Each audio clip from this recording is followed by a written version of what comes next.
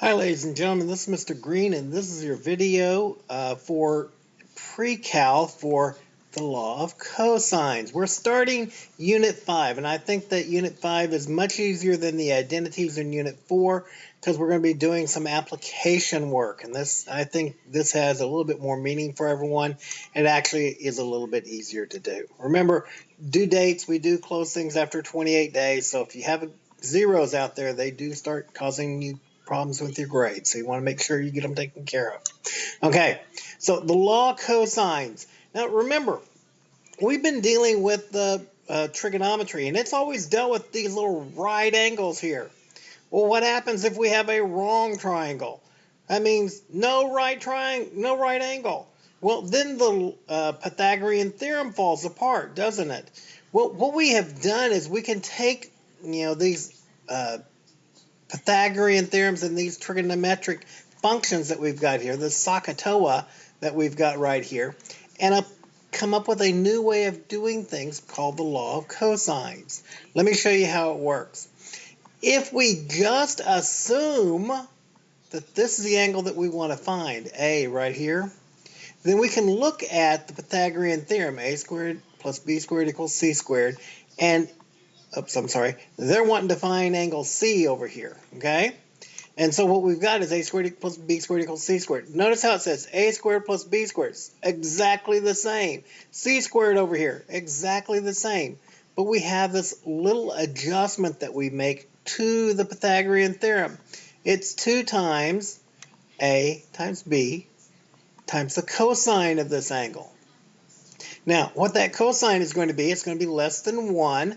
And so this a times b times this cosine is going to be just a little bit less than the c squared. And what you'll find out is this is the way, mathematically, that it does work out. I can show you the actual mathematical equations and the proof, but it's talked about in the lesson, so I'll leave that for the lesson to do. Okay? So here we are. We're looking at the Earth here, and we're looking at star A and at star B. And we can figure out how far A is from us, and we can figure out how far star B is from us based upon the Doppler effect and a few other things that we can figure out, how long it takes for the light to get to us and so forth. I mean, there's ways that we have been able to do that. But how far is star A from star B? Well, we don't always have a right angle that we can deal with, but we can use this law of cosines and actually work this out, okay? Another thing that we can do with the law of cosines is if we go ahead and take a squared and we take b squared plus c squared and we subtract a squared from it and then add this to the other side, divide by the 2bc, we get cosine A. This is a way of finding an angle where we don't know an angle in that situation. That's an easy one to do. Okay, look at this. Here I've got 3 sides. If I were wanting to use the law of cosines, and I can when I've got 3 sides like that, to find a missing angle. Okay? How are we going to find this missing angle? Well, here's what we're going to do. We're going to say, let's just assume that this one is A. Okay? So, A squared.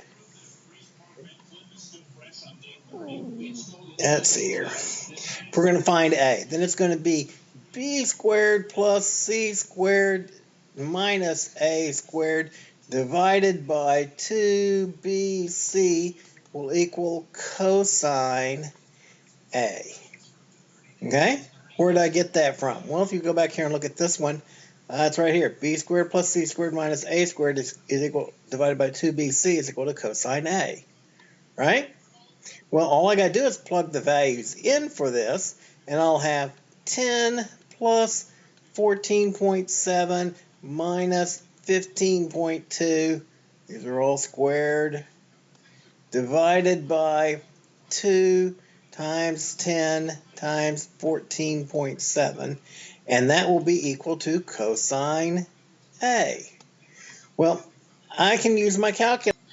I said I can use my calculator at this point. So 10 squared plus 14.7 squared minus 14.2 squared equals, it's going to give me 85.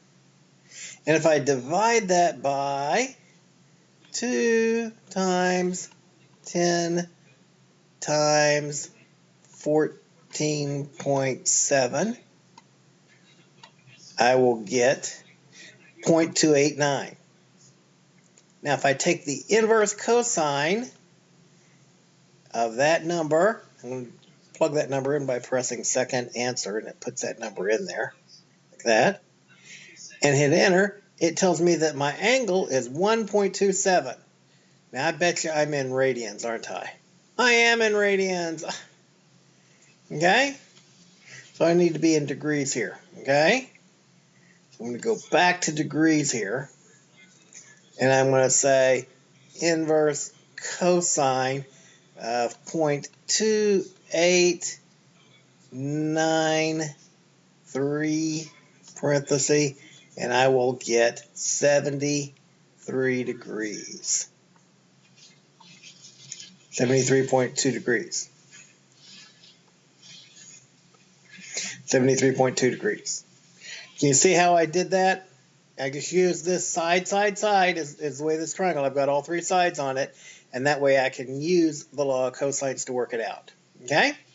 There are two ways that you're using the law of cosines. If you have the included angle between two sides, you can find the third side by using the law of cosines, or if you have all three sides, you can use the law of cosines to find the missing angle. All we've got to do is have one angle, and then we can find the other two angles, okay? And I'll show you that next time, okay? I appreciate you letting me know what course and section number you're in when you send me K-mails. It really does help me. And I look forward to seeing you next time.